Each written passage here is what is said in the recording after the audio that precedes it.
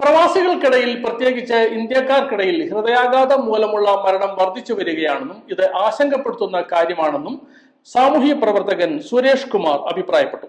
കൊല്ലം പ്രവാസി അസോസിയേഷന്റെ 1ാം വാർഷികാഘോഷത്തിലും ഓണാഘോഷ പരിപാടിയിലും മുഖ്യാതിഥിയായി പങ്കെടുത്ത് സംസാരിക്കുകയായിരുന്നു സുരേഷ് കുമാർ. കഴിഞ്ഞ വർഷം കേവലം 18 പേരുമായി ആരംഭിച്ച കൊല്ലം പ്രവാസി അസോസിയേഷനിൽ ഇന്ന് 300-ലേറെ അംഗങ്ങൾ ഉണ്ടെന്നും ഇതിനോടകം തന്നെ പ്രവാസി സമൂഹത്തിന് ഗുണകരമായ ഒട്ടേറെ കാര്യങ്ങൾ ചെയ്യാൻ സാധിച്ചു എന്നും പ്രസിഡന്റ് കൃഷ്ണേന്ദു അധ്യക്ഷ പ്രസംഗത്തിൽ പറഞ്ഞു.